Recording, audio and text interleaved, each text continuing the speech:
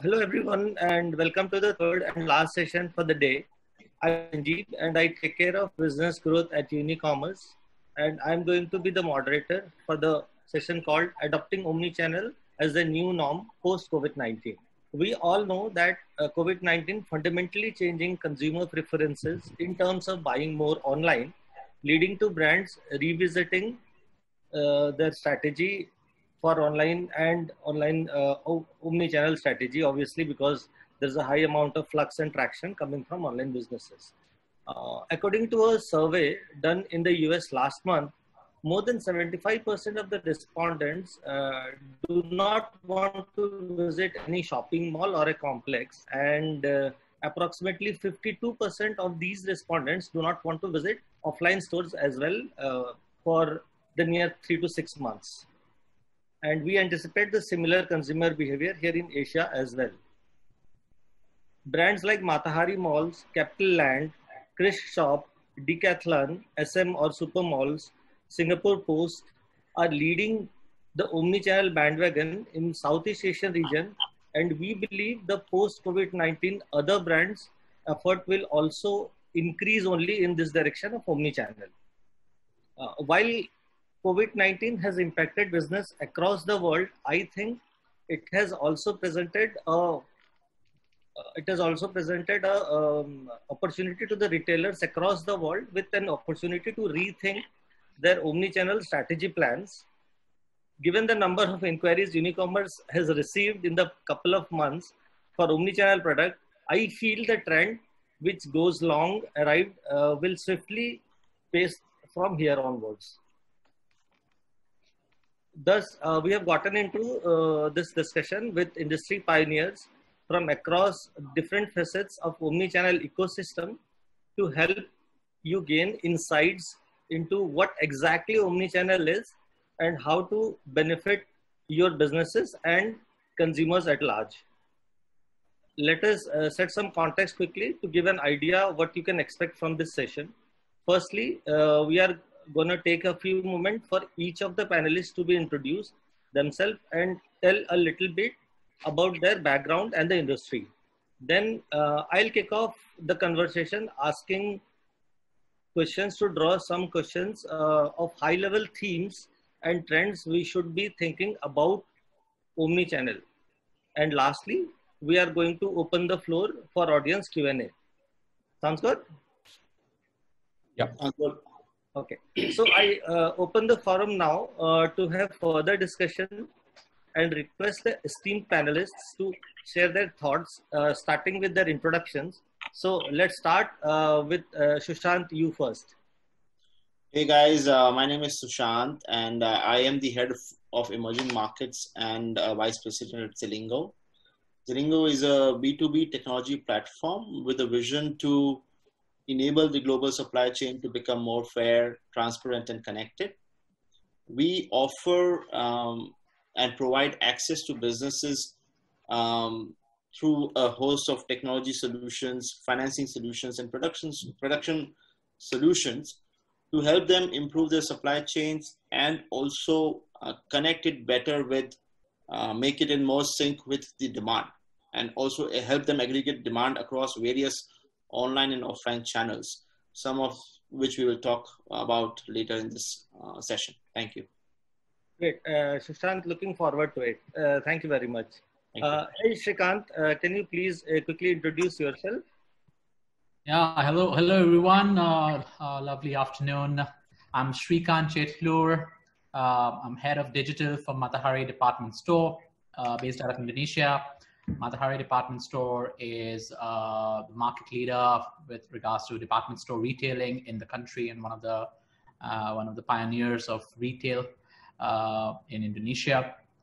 And I think with all the heritage we've got, but the last 4 months has changed everything around. So the biggest area which we'll discuss a lot more about it, but then the biggest thought which needs to be there is how do we ensure that driving digital commerce more than ever during these times, and then especially how do we make it sustainable, and this pretty much goes industry agnostic. So I guess that's the thought, just food for thought for everybody.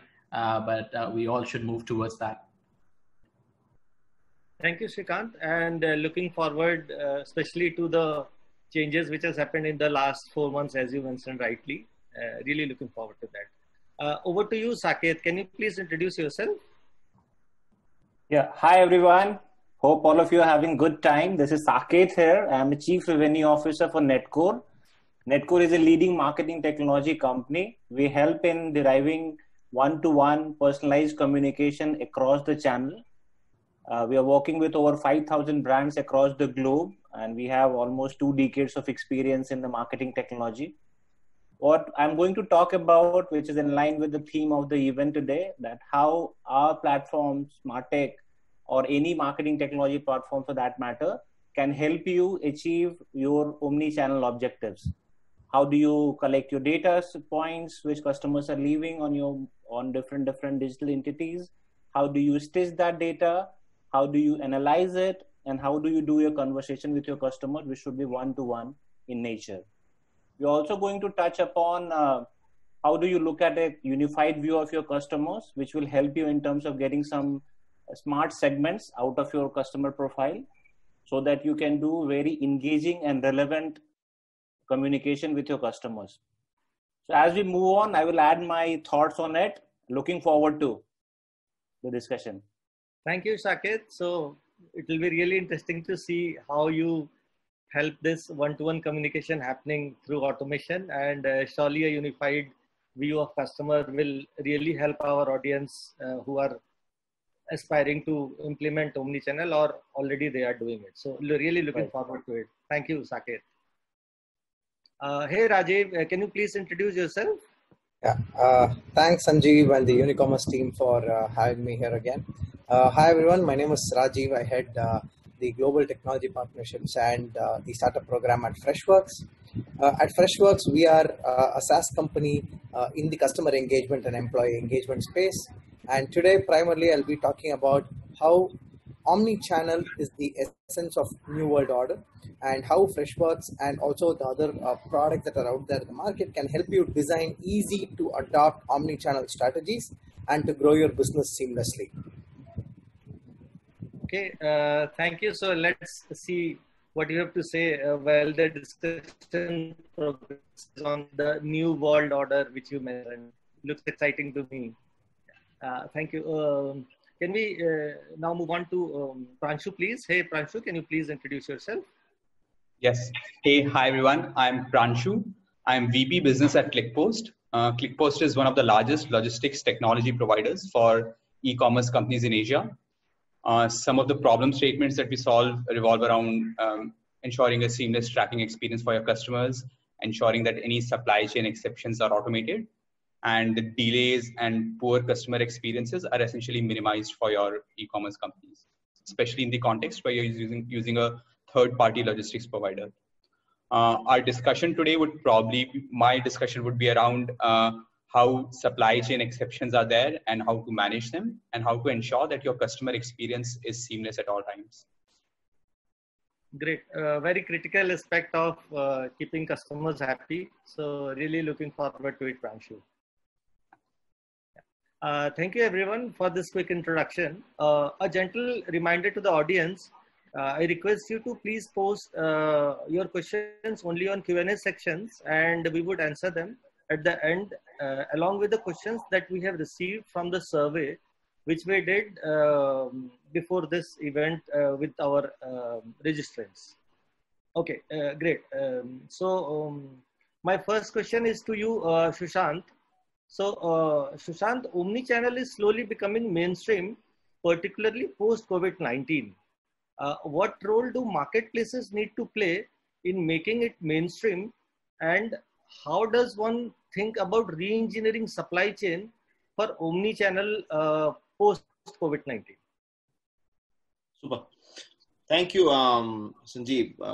I think very pertinent question, especially coming from a marketplace perspective. And we as we help these businesses navigate through these tough times, I think the few learnings that I'd like to share with the audience here. I think your first question was, what role do the marketplaces play? And see, I mean, one of the biggest changes that we've seen post-COVID is that there was this one segment of the B2B area where the businesses who were more resistant towards the online space, right? They preferred the online world, right? But offline world, I'm sorry, and were resistant to adopting new technology. They had people challenges, had product challenges, had capability challenges when it came to marketing. And all of a sudden, they are left with no option, because as the offline world shuts down, they have no option but to digitalize, right? Now, with this being the situation, the biggest help the marketplaces can do to these guys is to provide an easy onboarding experience to them. Number one, make their journey to online as comfortable as possible, right? Now, there are various aspects of this online journey, right? I would list 5 of them, and I think these are the 5 main ones we can discuss broadly further. But helping the brands understand what are the various segments they need to target, right? So when they come to online, what does online mean? Am I targeting B2C? Should I go to marketplaces? Should I have my own website? How do I do social media? Where do I go? And the answer could depend from brand to brand, but or product to product. But I think that's some reflection that the marketplaces need to help the brands do, right? Point number 2 is the entire onboarding process, right? Now, imagine a brand which has always been offline, right? Their salespeople are not attuned to digital sales. Their cataloging and marketing teams are not attuned to how to market in an online world, right? Now, this is a critical help that we see businesses need, right? We've talked to the biggest of businesses who have been doing very well in the offline world. I'll take example of fashion and fabric, right? I mean, they deal with physical samples very nicely, but they have no idea how to deal with catalogs, how to create digital catalogs, who to go to, right? And what is the quality? What do you have to look for in making catalogs that work, right?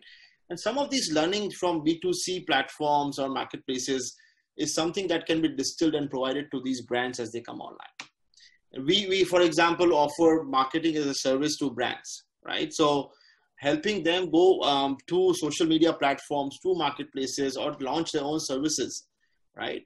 For example, new trend has been that in places like Philippines, people love to see videos, right? Earlier, when you go to a website, you see pictures, right?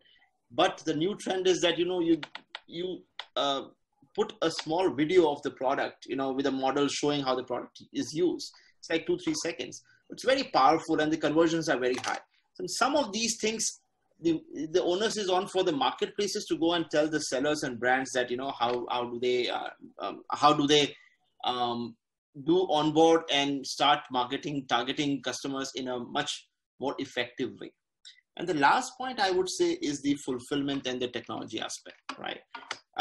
That's where, again, the people the brands that are in offline world are not very familiar with third-party logistics, for example, right? Or the entire B2C logistics. And I think we have friends here, Pranshu is here, for example, from ClickPost. How do you deal with situations like that, right? What are the aspects that, you will have potential pitfalls, and how do you make sure that you plan for that? Similarly, on the technology side, which are the best technologies to use, right? I mean, you are from Unicommerce, you would know this better than nobody else. So these are the 4 or 5 questions that marketplaces should educate the customers as they come and embrace the technology online world. Right. Thank you, Sreekanth, for this detailed explanation. I really appreciate that. A couple of things which I also learned from this is marketing as a service, which looks really exciting to me as well, personally. And second aspect, I think people have started loving looking at videos, which is like moving to video commerce, which is also interesting to see, right? Thank you, Sreekanth. So let's move on now. Sreekanth, my next question is to you. Matahari has been at the forefront for implementing Omni Channel. What advice would you give to brands to consider as the key aspects for successful Omni Channel implementation, as it may require operational as well as organizational changes, which may not be easy? Right. I think the biggest tip would be that you come up with a strategy which you're able to sell to your internal stakeholders, because for you to get there, I think it's important to acknowledge that this journey doesn't have an end state, because it's retail and consumer behavior, right? It's always evolving. So let's always be humble and keep track on what customers really think of your brand and the overall experience, channel agnostic, and then how these barriers can be overcome with some tech or with some process changes or with some digital practices.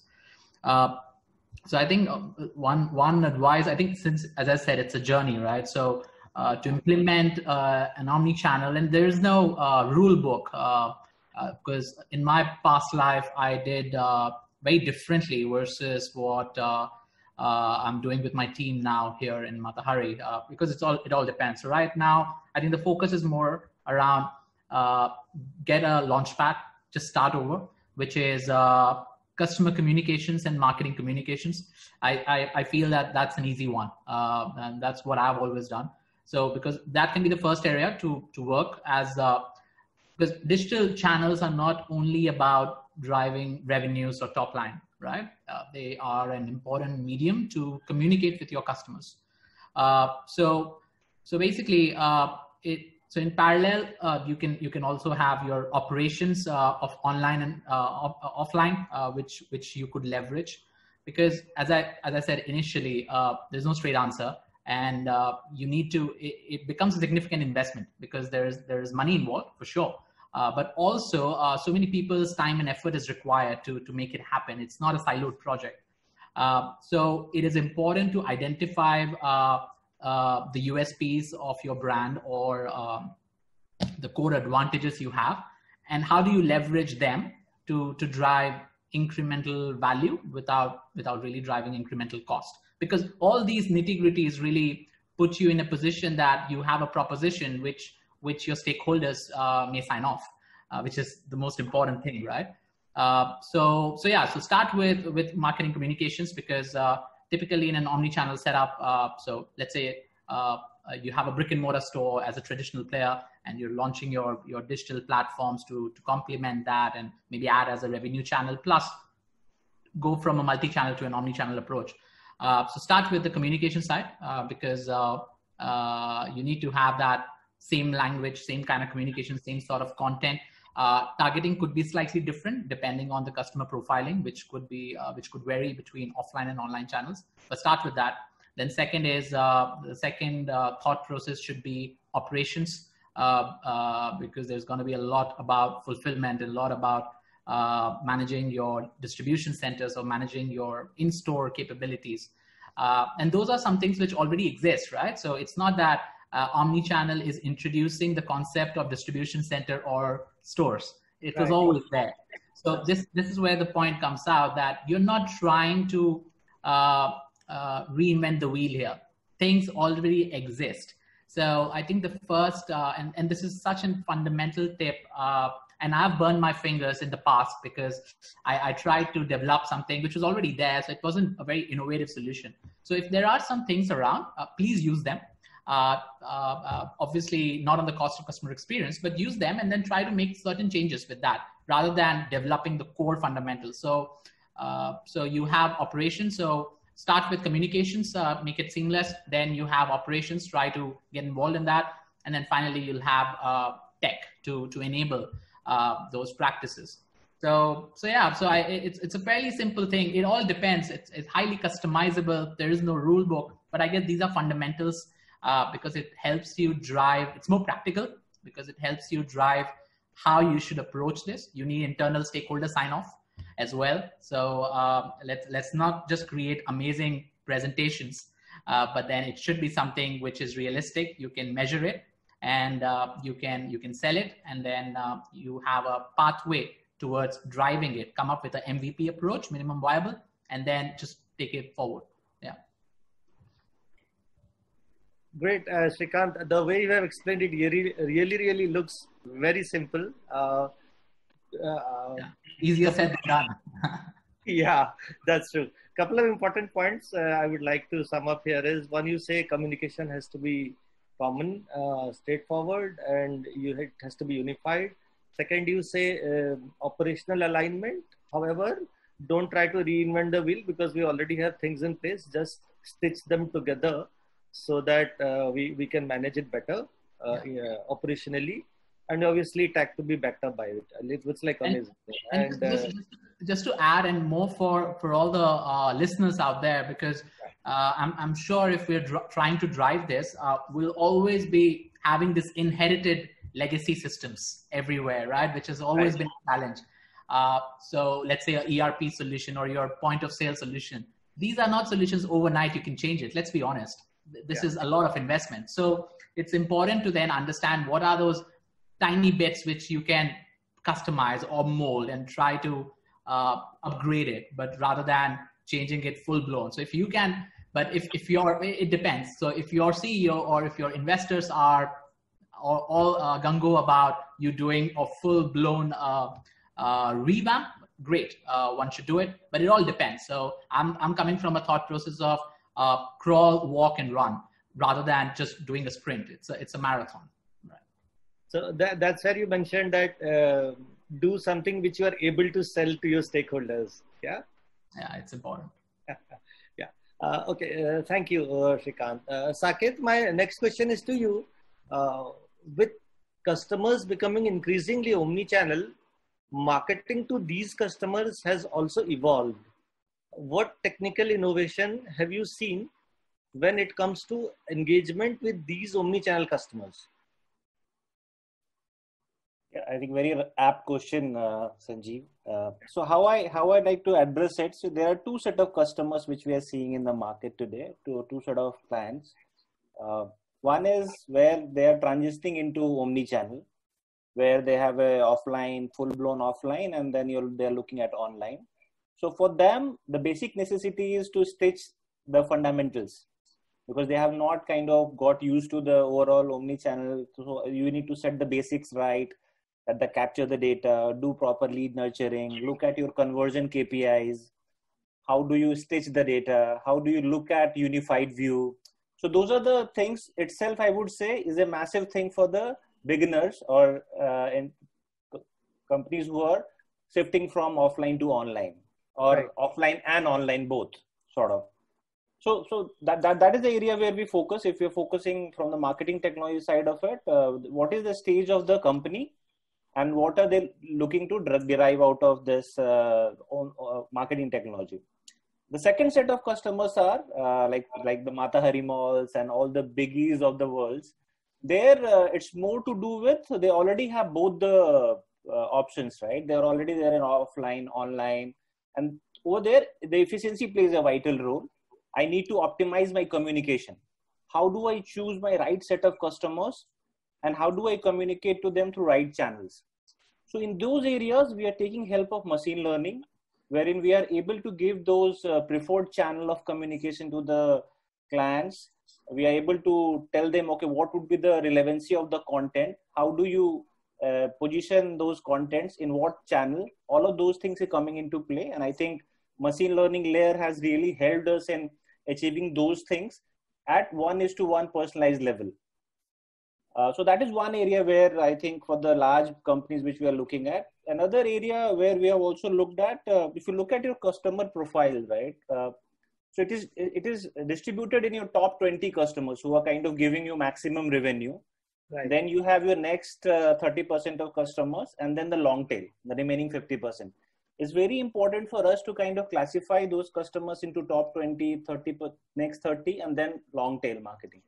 So a strategy to cater to all these three segments has to be different, because if you are giving a same kind of experience to a customer who has been buying $100,000 a year as against somebody who had just done one purchase. And if the same sort of communication is coming to whenever both the customers are coming on the web page and app, it doesn't help, or the email which you are sending. So it has to be personalized to at that level to give that level of premiumness to that customer who is a loyal customer to you. So we have introduced a new concept called velvet rope marketing.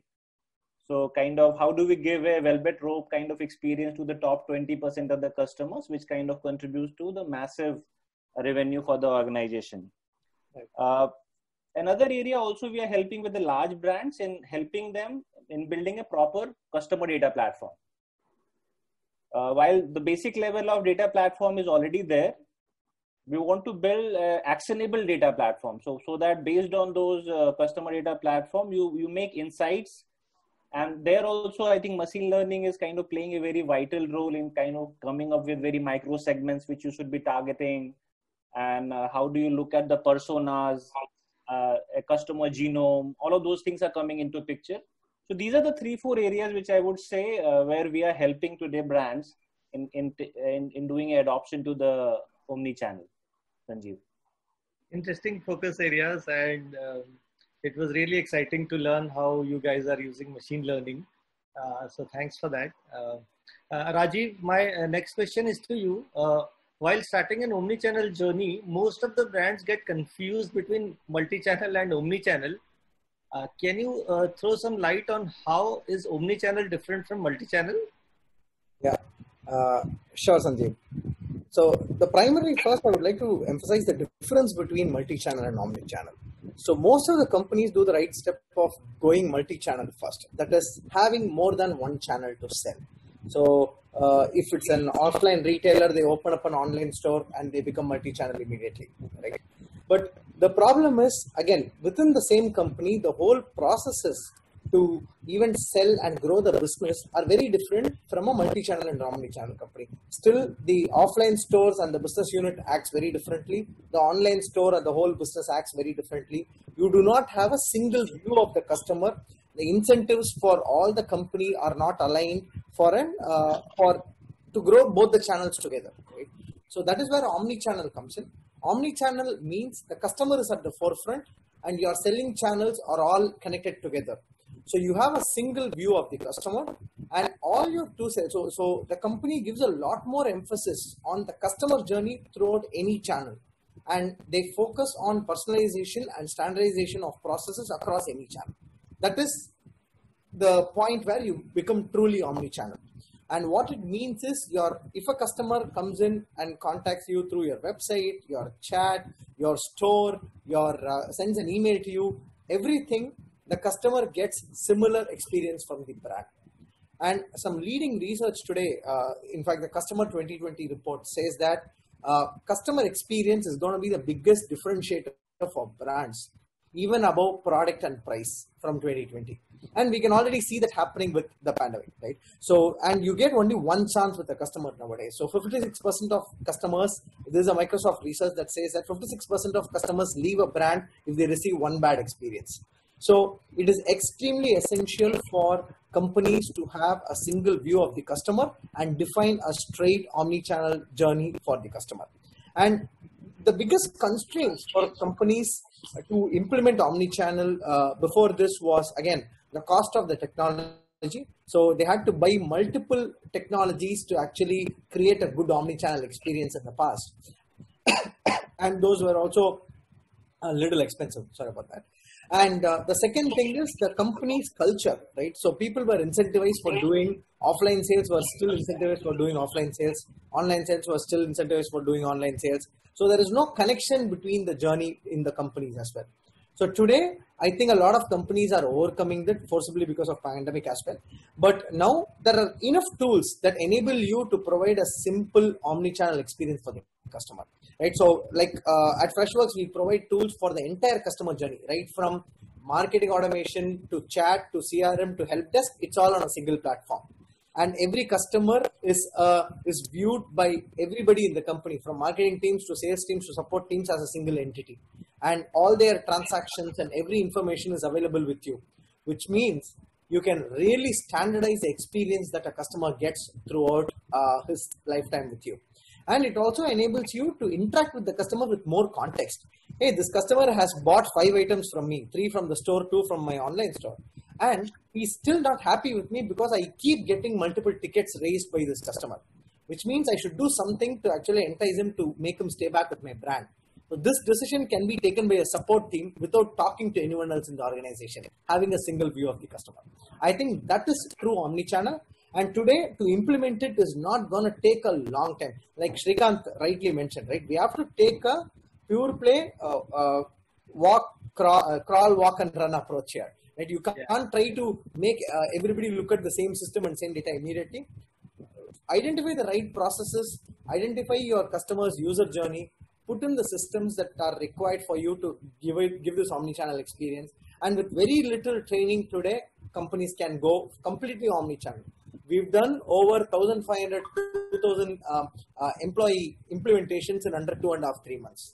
So for small companies which are just starting to become omnichannel, small stores, etc., it's a matter of days, not even weeks, to get omnichannel today. Wow, that's great. So quite interesting stuff. And I think what you are trying to say, Rajiv, if I try to define omnichannel in your language, so customer sits at the core and all the processes, demand gen channels and everything revolve around the customer rather than in silo. That is one. And second, when we talk about Omni, it's not only for the customer view, it's also for our internal employees view that a customer should know that, customer means the internal customer should know that what the customer is coming from, how many times has he purchased. So basically giving a Omni view to the customer as well, right? The internal customer, so that they can sell more and give a great customer experience, right? So I think that's great stuff. Yeah, cool. Thanks, Rajiv. Okay, let's move on. Pranshu, my next question is to you. Failed deliveries which lead to a goods coming back to the origin is a huge pain point in omnichannel. How do you increase the fulfillment percentage in this case? Yep. So Sanjeev, yes, companies essentially need to have a process around managing these failed deliveries, attempt made by any sort of courier, and you just cannot leave it up to the courier to manage these things. Right? It's the responsibility of the company to automate these cases. Now, I'll talk about a 5-step process that is essentially an industry best practice that ClickPost recommends. What happens is the moment that failed delivery happens, right? That delivery boy enters something on the app to show that he was not able to deliver the order. Maybe the customer was not there or some other issue was there. That data should flow via APIs immediately to your platforms. Right? So you should know immediately that there's a failed delivery which has happened somewhere in your supply chain. Now here, this tracking data can help you understand what was the reason for the failed delivery, right? And at ClickPost, we've actually used a text analytics engine here to identify why did that failed delivery happen. Was it due to an incorrect address, or did the customer just refuse to accept the order? So once you know why that failed delivery happened, now you can trigger an issue-specific message to customer, right? So if the address was incorrect, you ask them what is the revised address that you want us to deliver. This is the 3rd step. And if the customer responds to this step, they tell you the address, you can directly send it to courier companies via APIs, and the company is going to make an informed attempt. And in these cases, we've seen around 85% conversion happening in all failed deliveries if the customer is responding to those messages. However, there might be some cases in which the customer does not respond, even after you trigger an email, SMS, IVRS, WhatsApp, also those notifications. So in these cases, you have to have a call center set up. They need to call up each of these customers and ask them why they're not accepting the order. And then whatever data they provide, that should be passed on to the courier companies. In this case, you'll see about 50% more conversion happening in this specific case. But yeah, overall, you'll see a huge reduction in your orders coming back to the origin. Okay, great. I think it's a very precise answer to the problem, and I think the audience will take learnings from this. Thank you. Sushant, I'll come back to you, and a related question to you here. As we see many warehouses store closure due to this COVID-19, What are your advices on optimizing fulfillment and inventory holding during this COVID closures? Again, a big challenge being faced today with both offline and online brands. Right. And look, see, I think very simply put, this is the new reality, right? I mean, there are external factors that would determine where you can fulfill from or whether you can fulfill or not, right? And it's not in your hands at all. So you may come under a containment zone. The government may restrict the delivery of goods. All of these things could happen, right? And therefore, one has to be, again, be very, very, aware and proactive about thinking in terms of its product portfolio, right? So there are two aspects to it. One is, hey, we all know that items which are discretionary or non-essential have seen depressed spending, but the items which are essential have seen significant increase, right? So the first question before saying, okay, what do I do, is to think of your product portfolio and say, where do my products lie, right? Which of my products can be counted as essential or non-essential, right? And if all my products are non-essential, I have a bigger problem, which is not fulfillment, but the people will not buy. So you have to quickly, think on your feet, get the right product portfolio to begin with, right? Right. So after answering that question as to what to sell, then you determine how to fulfill it, right? And I mean, see, again, more from an omni-channel perspective, that's where some of these advantages could come to your play, where you already have offline presence. So if you, for example, have a chain of stores, or you had your own B2B warehouses, which fortunately are not in, areas which have restrictions, then you could use them to supply goods and fulfill goods out to your B2C or B2B consumers, right? What plays a very important part here is the technology. Because, and again, I take the example of what you guys have been doing, right? Is saying, okay, I have one piece of inventory. How do I optimize it to go to, 10 different marketplaces and not be creating 10 different sets of the same SKU, right? In these times. And how do you ensure that I can quickly switch over from one warehouse to the other, as one inventory location to the other, in case something goes wrong with that particular location? And so we also have a product like that, it's called Zconnect, where you can connect to various marketplaces. The inventory is optimized to have one single view of the inventory, right?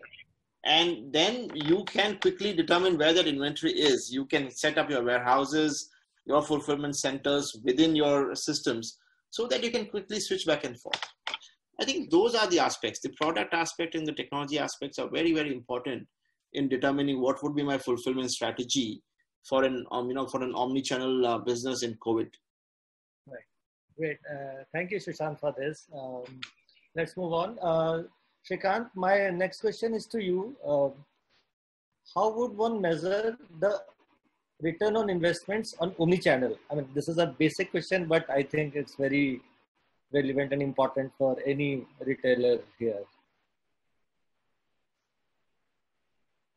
Sreekanth? Yeah, sorry. Yeah. Sorry, Do you want to ask it again? Yeah, what I'm saying is, let me first give you a basic answer. So the basic answer, because it's important to understand that. So the basic way of calculating ROI, I guess, is the net savings on or profit on the total investment, right? That's ROI. So again, the principle would remain the same. But the way to do it would be to first identify all the beneficiaries in the company. Because as I said, it's not a siloed project. It doesn't have a siloed impact on one set of P&Ls. It is an enterprise-wide impact. And that's how it needs to be treated. So let's say, for example, marketing. And my friend Saket is here. He's an expert. I'm just a novice there. But with marketing, you get a 360-degree view of customers because you have that single view of customer, because you're a channel agnostic, you're able to gather that information. So once you have that, then it's much easier for you to do a right segmentation and for you to do a targeted campaigns and even one-to-one campaigns and personalization and all those nice things come into picture. So marketing clearly becomes a beneficiary here because we have a single view of customer, which is going to be one of the gifts you will get after you implement this project, right? So with that, so obviously marketing, you have return on investment as the key metric for even marketing. You, if they spend performance ads, then you have return on ad spend as another key metric where you can show the good results. So on the marketing side, you clearly see they are getting benefited and they have clear ways to monetize what that the rupiah value or the dollar value which they have got. Now on the operation side, again, be it stores or be it distribution center, fulfillment center, they get more throughput because it's the additional volumes they're getting, because now that the inventory is highly optimized, as Sushant was rightly calling out that if you have that one set of inventory, but how do you enable that to be available across all the distribution channels you've got? Could be digital, could be non-digital, doesn't really matter. Could be marketplace, could be anything. It's about diversifying your business, which is another strategy. So once you have that, then basically in all these areas, they have a lot of these fixed cost element into their respective P&L. So let's say a store guy, it's the store rent, which is massive, or the DC rent. So how do you increase the churn to get the better return on that facility? I'm just saying, because the rest could be variable, which is a different thought process. So there is a clear advantage on that. Another would be, let's say, loyalty and the brand awareness part, because now we all know that the customers who interact with more than one channel will definitely end up spending more. They will be more loyal to the brand. They will do a lot more referrals. So overall, this will further elevate the brand positioning, and which will only give more rewards in the future. And finally, it's the pure financial commercials, because you're able to justify your distribution channels. So definitely there is an improvement in your top line, not just a clear revenue impact. You will have that same inventory which you're trading across everywhere else. So this whole stocks to sales ratio or the whole inventory turnaround, it's going to be super fast. You'll be able to liquidate much better. You will be also able to protect a lot more gross margin dollars because your inventory turn is quite high. So to liquidate, you don't need to give deep discounts because it'll be much faster. So you make more money on gross margins as well. So there are multiple ways. The big idea is that identify who all will benefit with your bespoke and customized omni-channel strategy, and then try to identify how the new practice is going to drive incremental value. And you know your cost anyways, because that's set investments that you're doing. So yeah, it's fairly simple. It's just identifying who's going to benefit and measuring that benefit in dollar value. But sometimes there are non-monetary aspects as well. So even if you don't want to consider non-monetary, remain as objective as possible, even then it's something which is you can get a definition out. Yeah. Thank you, Sreekanth, for this. It was quite detailed, actually. Really appreciate it. So now let's go to the marketeer here. Saket, I'm referring to you actually. So the question is, one of the major challenges in offline to online is to stitch data seamlessly and personalize the experience to millions of customers. What is the best way to manage it? Yeah, I think that is the most significant challenge I think customers are facing today.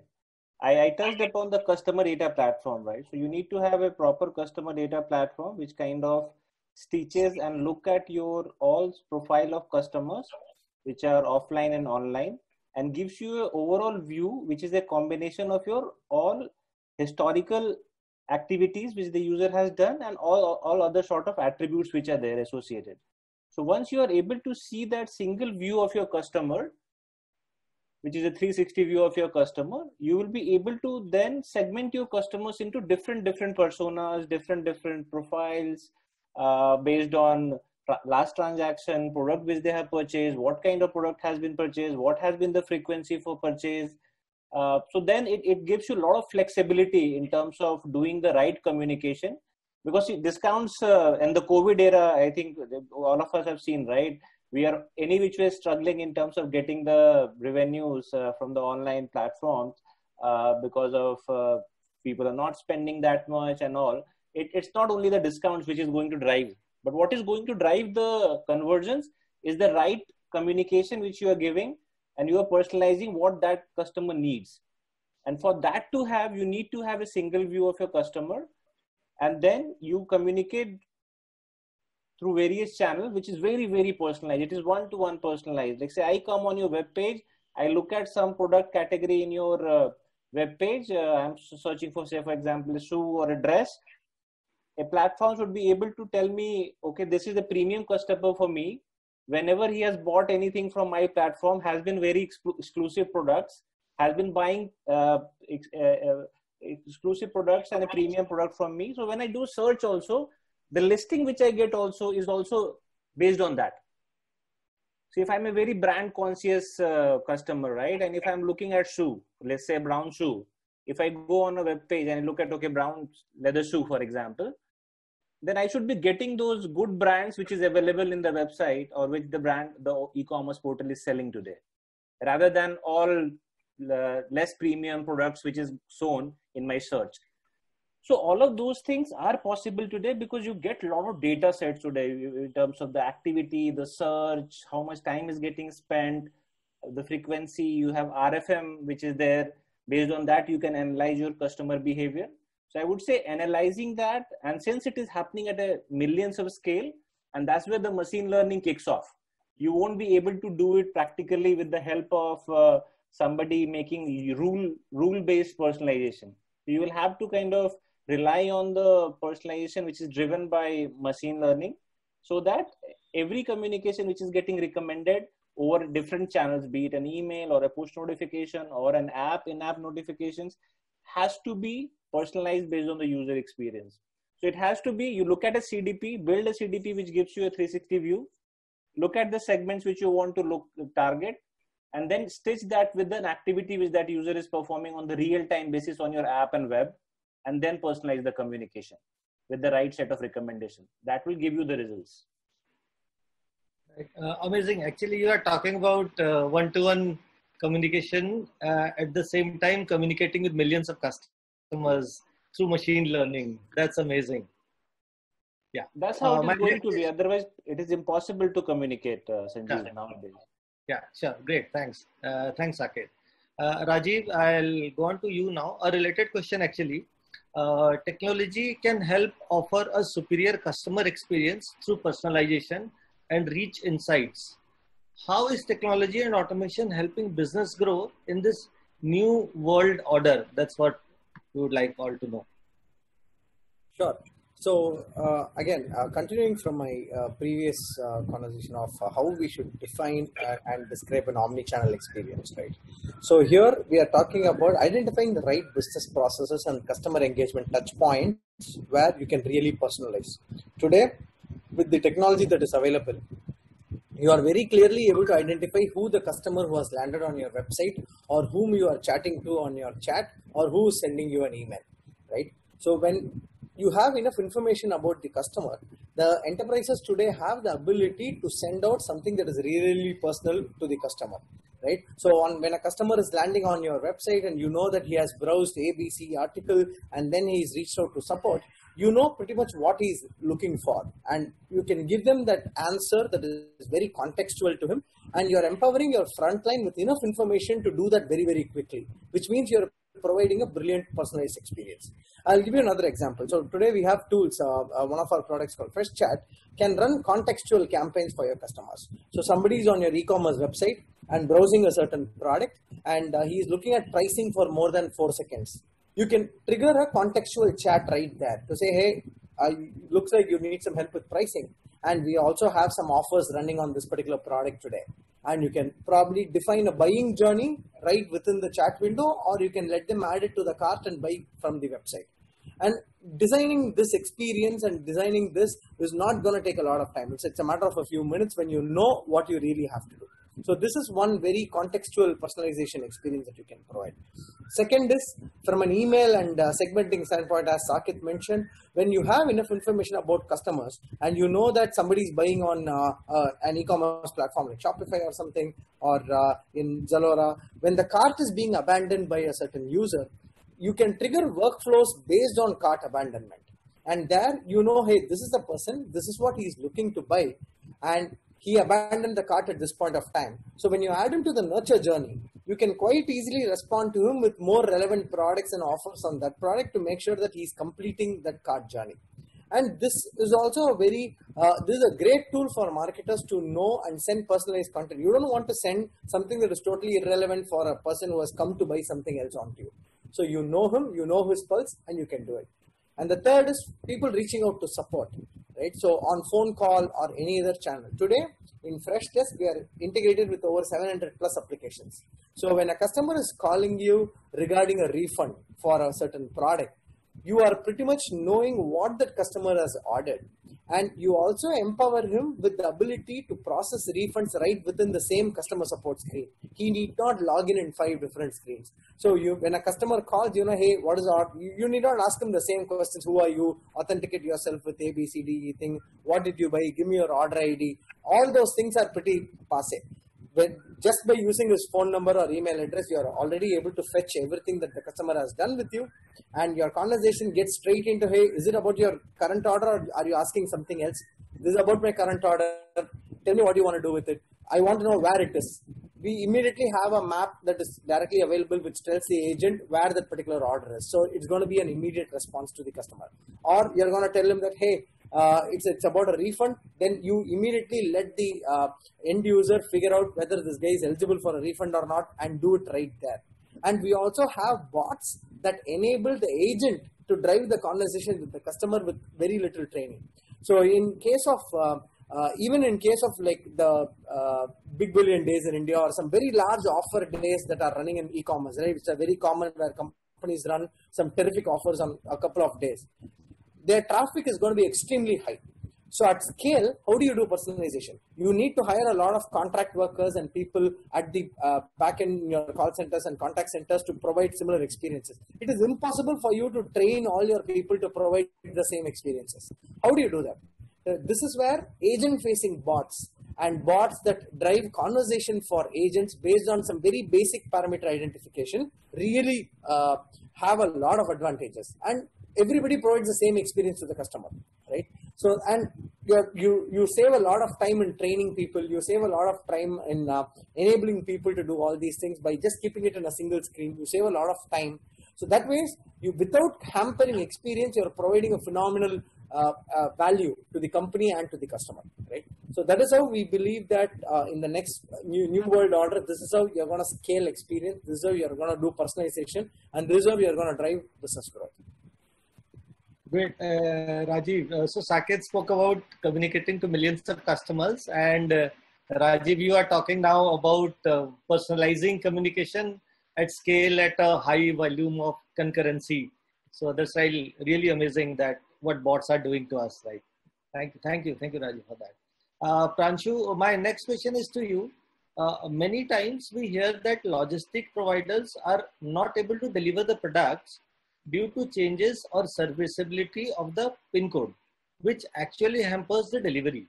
So how can e-commerce companies minimize this impact of order delays? Yes, so Sanjeev, serviceability has become a really variable in these days because every second you would find that some courier is shutting down some postal code for servicing, right? So the first thing here is that now it's essential that you don't get serviceability data over Excels on a weekly basis or on 2-3 days, once in 2-3 days, right? Courier companies have these APIs built in so that serviceability information can be obtained in real time, and that is something that can be powered in your store as well. So when a customer is placing the order, you would know at that point of time, because you're getting the data from the courier company, what is the latest status, what is the latest rate on servicing this location. The second point around delays that you talked about, right? So see here, a critical thing that a lot of companies miss is that when the order is in transit phase, you cannot leave it up to the courier partner to make sure that it gets delivered on time. Right? You have to have a very proactive approach, and you have to have systems in place to ensure that any order in transit phase does not get delayed. And companies like Puma, for example, use ClickPost specifically to solve this particular problem. I'll give you 2 examples of how this happens, and I think both these examples can together contribute to about probably 30% reduction in delays for any business side. First, you need to keep on monitoring scans that are coming, the tracking scans that are coming from courier companies, which talk about where is the order. And this will help you identify if any order is stuck somewhere. Because if for 3 days you haven't received any updated scan from the courier company, that means they're not moving the order. So maybe the order is just placed somewhere, no one is paying attention to it, maybe it's lost. So all these cases need to be identified by you proactively before the customer escalates them. And the second powerful thing is to identify any changes in estimated delivery date in a real-time basis. Because you would have that knowledge of where the order is at all times, you can have systems in place which help you identify if there's a potential delay, and then you can use that to communicate to your customers. So maybe if there's a delay of 2 days, then you need to proactively communicate to the customer so that one, they do not call you up, and secondly, again, that issue of order coming back to origin does not happen, because now the customer is, their fears are allied that yes, I'm going to get the order. Yeah. Right. So Pranshu, thank you for mentioning that now this serviceability information is not in Excel sheets or a delayed, it is in real time, which obviously can take quick decision making at the store level or whatever, which is great. Another thing I think you are constantly mentioning is don't leave it to the courier company. Take some action there. Yeah. So these are like quite good learning, I would say. So yeah, thank you very much. And I would really like to thank all our panelists for throwing lights and sharing their views, which is very relevant in today's scenario. I'm sure the audience has also taken knowledgeable insights from the discussions. Now let's move to the interesting part of the session, and I would like to take questions from the live audience. So let's see what all we have. Okay, so my first question is to you, Sushant. How one can grow sales in e-commerce channel without much discounting? Well, I think what this is all about what Sreekanth and our friend from Netcore have been talking about. Don't put it on us. We're not responsible for no discount sales.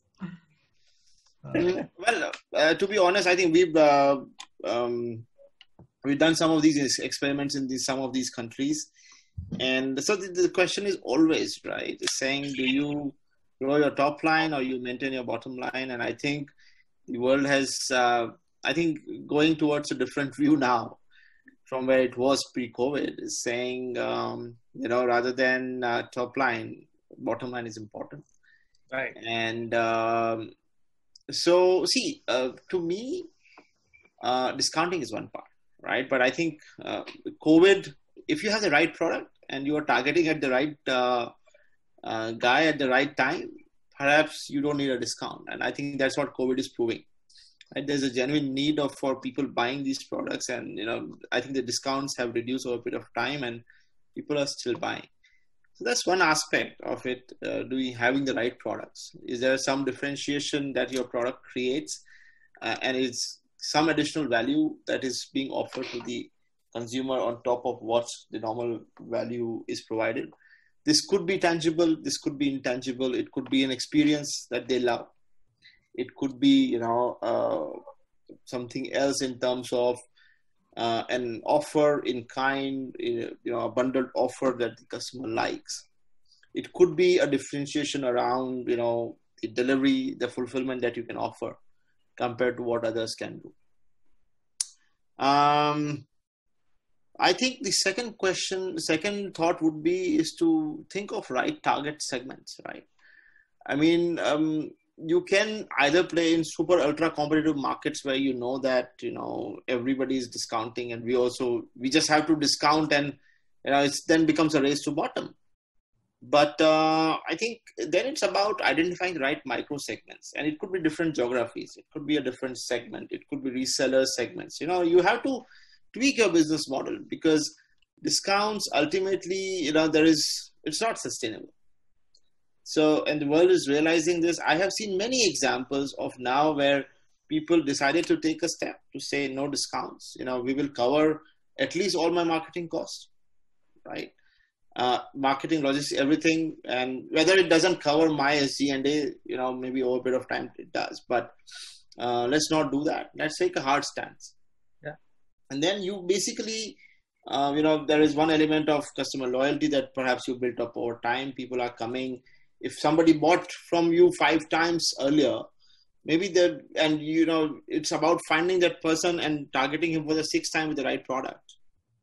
From whatever intel you have about this guy, to create, to maybe have, how do I say, hitting at the right time with the right product based on whatever intel you have collected with him. So you will have to find ways, right? There's no silver bullet to say, okay, now how can I switch out discounts now? And everybody goes happy home. But these things don't happen. It's not that easy. I know Sreekanth loves to say everything is very easy, but this one, Sreekanth, I'm pretty sure you will agree that it's not that easy. You will have to just mark up your product and discount. Yeah, and I think in the introductory phase of this section also, one of our speakers mentioned that customer experience is going to be the key rather than pricing or anything else. So I think we should focus more on customer experience rather than anything else, which will suffice all the audiences here also. So thank you, Sushant, for the great response. My next question is to you actually, Sreekanth. How easy or complicated is to adopt and implement omni-channel strategy? Okay. How easy? I think you've already spoken about it, but I think I have talked about it, right? Yeah. Do you want me to repeat it or? Yeah, I think what you said, audience is very keen on knowing that again. So that's why the question has come up again. So you can please quickly summarize it. So what's the question again? Can you repeat that? How easy or complicated is it to adopt omni-channel strategy? So I don't want to say easy because Sushant has talked a lot about me already. So it all, again, it just depends. Very subjective, right? To business. Depends.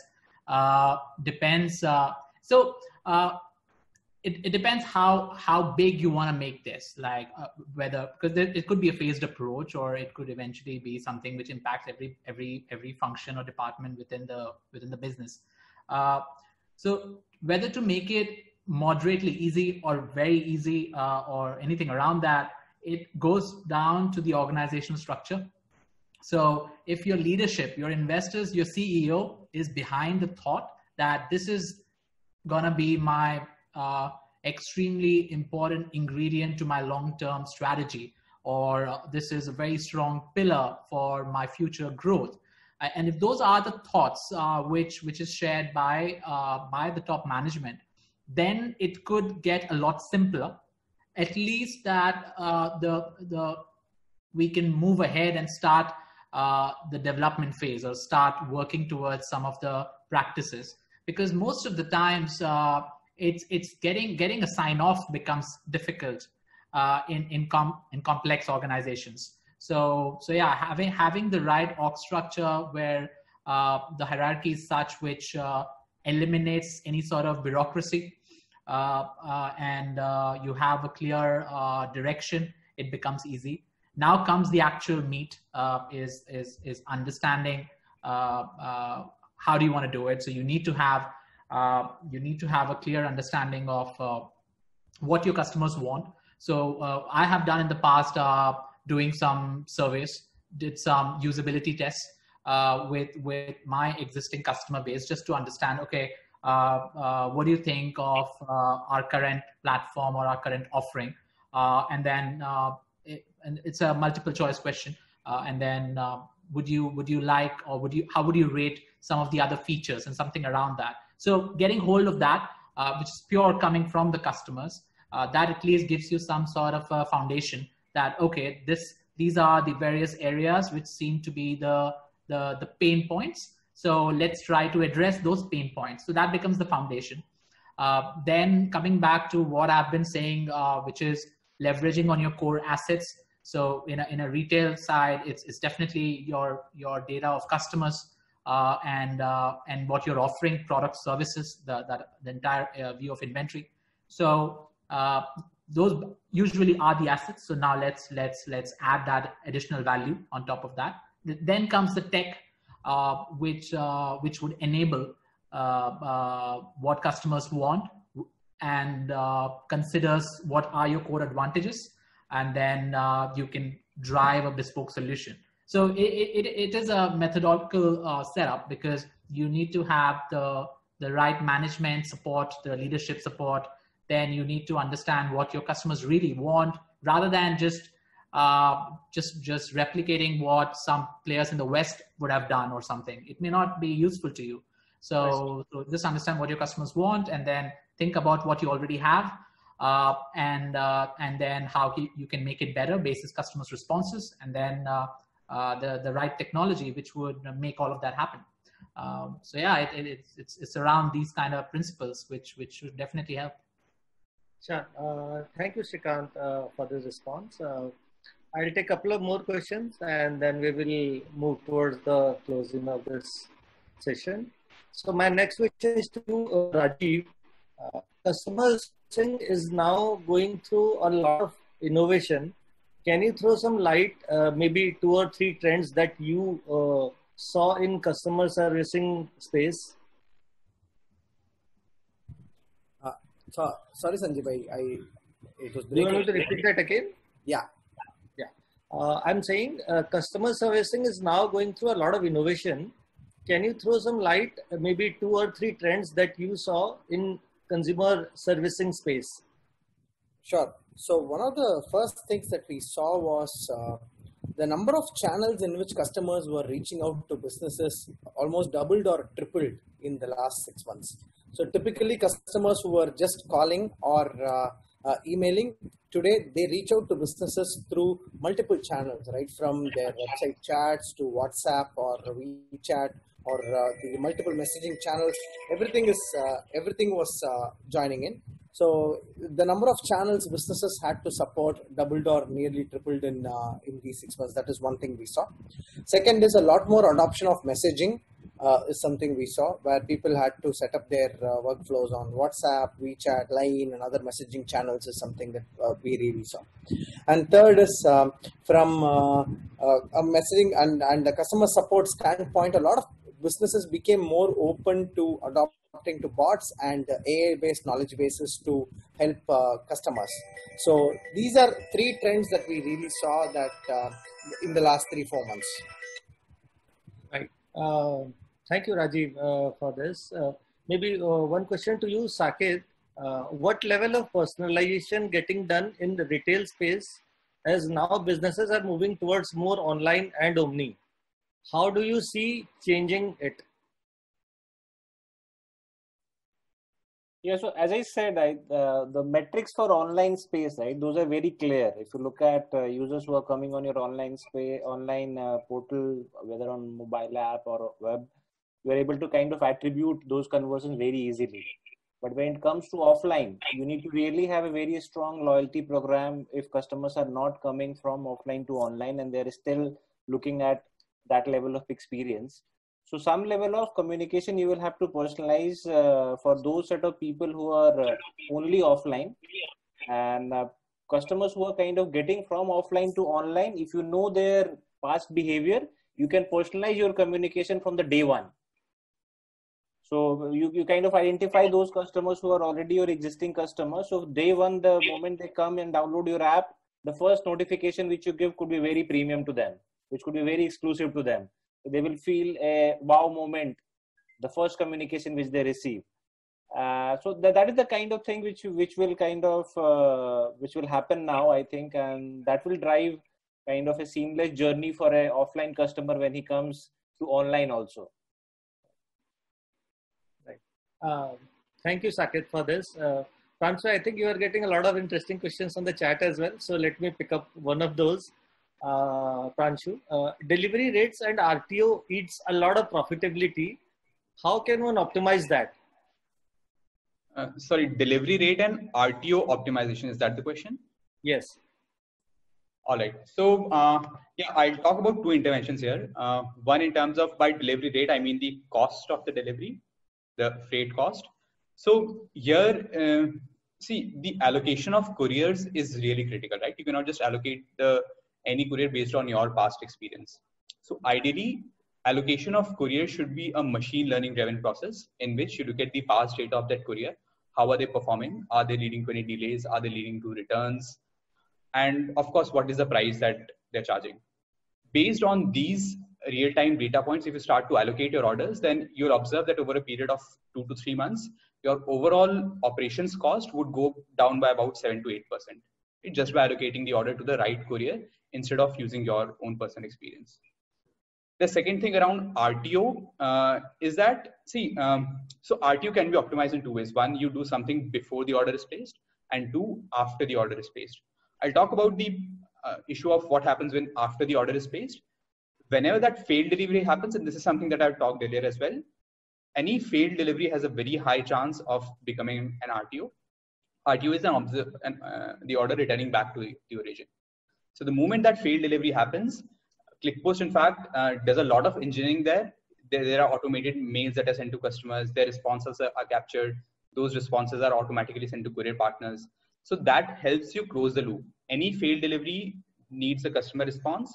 And if that's executed properly, then you will not see it failing. Right? The order would be delivered. So these are some of the interventions that I would recommend. Right, Pranshu, thank you for this response. I think the great response coming in, and I'm sure the audience have taken the learning here. So we have reached to the end of this amazing session actually, where we got insights from some of the industry leaders like all of you. I would like to thank all our panelists and the attendees for joining this session and making it a success.